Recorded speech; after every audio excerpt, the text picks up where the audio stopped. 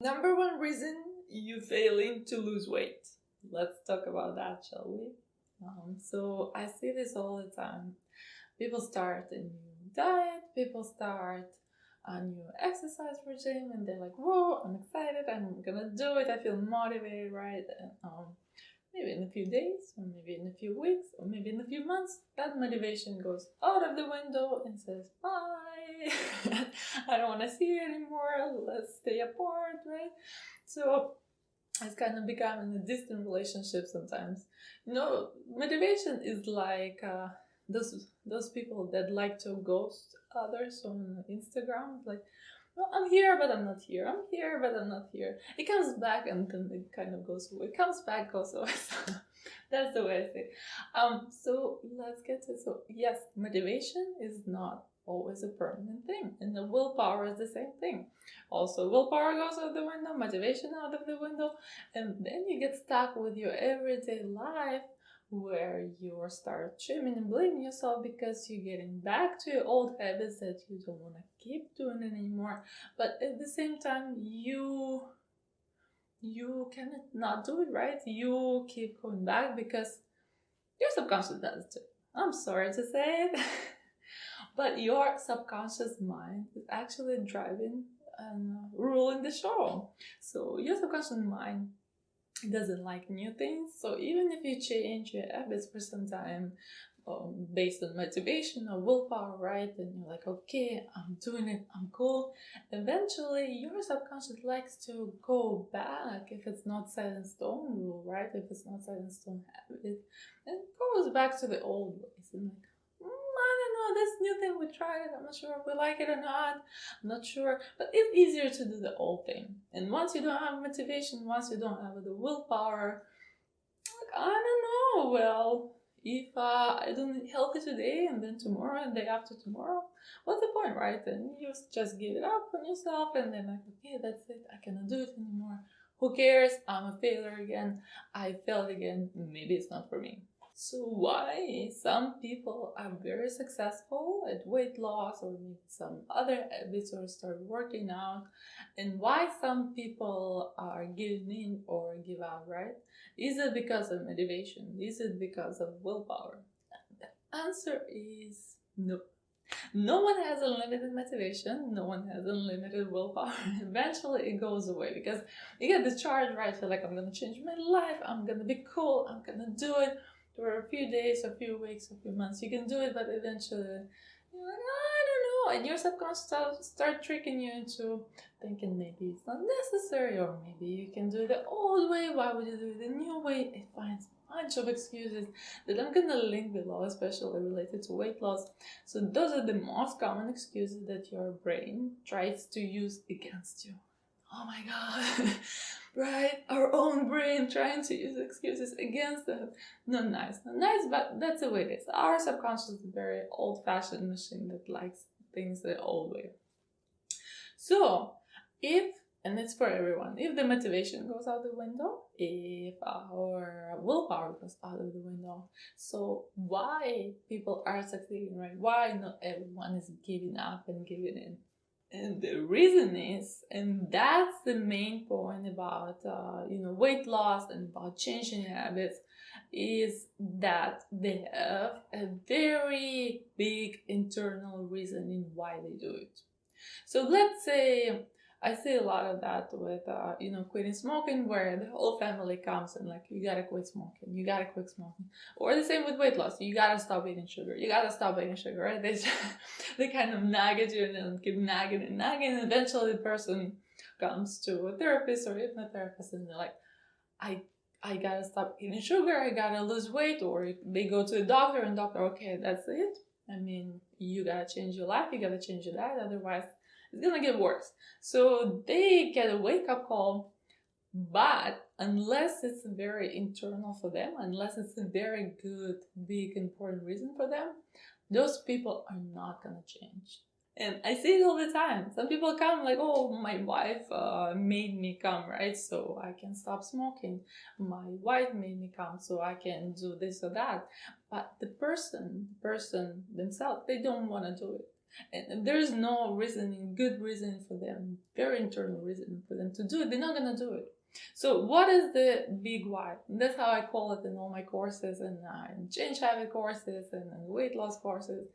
I call it the big why, because your why, it has to be big. It has to be like humongous, because once willpower motivation goes out of the window, you need to have a really, really strong reason why you keep doing it, because it's gonna get hard. And it's gonna get hard for everyone. It's not like, some people have it easy and some people have it, even easier. No, eventually it gets to the point where a person doesn't want to do it anymore. Eventually it gets to the point where the subconscious resists the change. Eventually it gets to the point where your life comes, right? And then things start happening, and then you need to persevere in order to change your habit, right? And to keep doing it. So eventually it gets tough. So this tough point, some people survive it and keep going because they have this big reason, internal reason why they want to do it. And some people give in because they don't have this internal core reason why they want to do it. The same I see with beauty and fashion, right? With weight loss, especially in women. They look at the magazines and all this, the women are very skinny and very slim.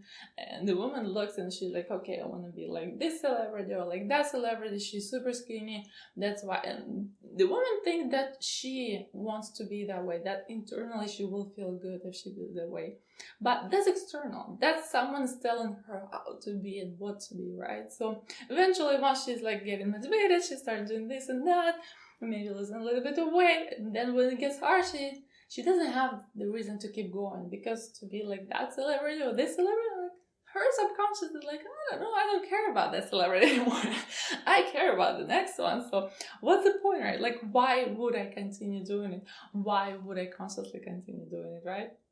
So that is why it's so important that when it comes to any kind of habit change, when it comes to weight loss, when it comes to changing your life in general, you gotta have a very big why you do it. If you don't have it, you're not gonna succeed, because eventually when it gets tough, you will have nothing to keep you going. It has to be very, very personal. So for some people, it may be looking better in the mirror, or maybe fitting into that top, right? For some people, it's because they want to feel lighter so they can move more, they have more energy. That's how it is for me, because if I start gaining weight, and I feel sometimes I start gaining 1, 2, 3 pounds, I'm like, I'm feeling so heavy, I cannot stand it. And I'm like, okay, subconscious, we're going back to my normal weight.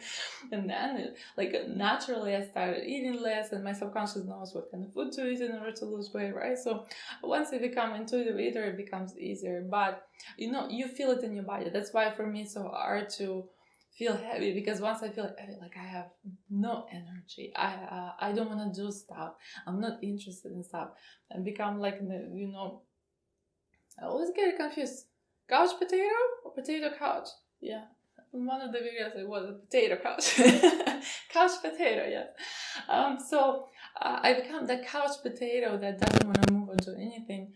And that makes me sad and upset. And I'm like, I don't want to be that way. I want to be a person who likes to move. I want to be a person who likes to do active things. I want to be a person that loves sports. I want to be a person that is very active, goes hiking and exciting. So that's me, that's my internal being. And if I gain a little bit weight, I don't feel good anymore. That's why I go back naturally to my normal weight, where I feel good, where I feel light, where I feel more energy. So that's a big motivation, where that drives me to get to the weight that I want.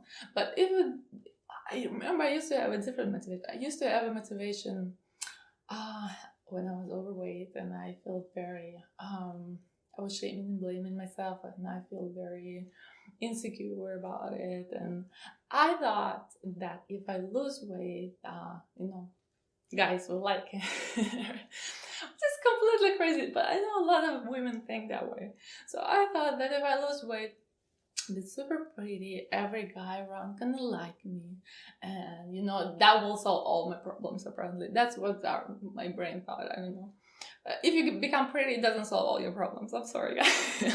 Or if you become skinny, it's not gonna solve all your problems, because your mentality is still the old way, and your thinking and your insecurities, unless you work on them, they're not gonna go away. They're gonna stay even if you're skinny. So that thing where we think that someone will react differently towards us because we did something, we lost weight, or that it will change our life completely, that's not true. When I lost weight, I was the same insecure person that I was before.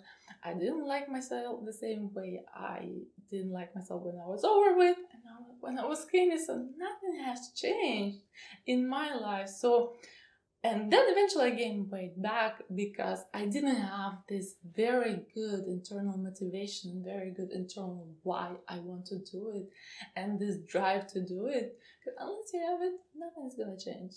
So, you're trying to change your life? What is your big why? What is your very good internal big why that you feel excited about, that you feel like you want to get to, that you feel that you will feel better once you get there, that you'll feel like like you achieve something. So it has to be something that really personal to you. It shouldn't be from a magazine. It shouldn't be that other people tell you. It shouldn't be something that you heard somewhere. It should be like, that's what I want. That's my core being. That's how I want to be. That's how I am. And I'm going to change my life no matter what, even if it gets hard, and if it gets complicated, and eventually it will, because you're conscious resist change. Yes. I'm going to link the video below about our subconscious, the way it works, and how it likes to resist change. So it's totally and completely normal to have resistance. So yeah, so tell me either in the comments or write it down for yourself. What is your big why? And every single change in your life you do, you gotta have that big why, otherwise it's not gonna work. So make sure to write down your big why everywhere. So if you start changing your habits or you try to change your life, the more reminders you have everywhere in your house, the more reminders you have on the walls, on the fridge, everywhere, on the table, like sticky notes, phone notifications, anything, anywhere you can put it everywhere, because sometimes you forget. I think life gets busy and then we're like, oh, maybe I don't care about it anymore. So that kind of reinforcement, that kind of motivation will keep you going and keep you continue your habits that you want to change. Eventually, once it will become automated, and then once it becomes automated, it becomes so easy. So I hope you get to that point very quickly. But your big why is very important, so write it down everywhere to make sure that you see it all the time.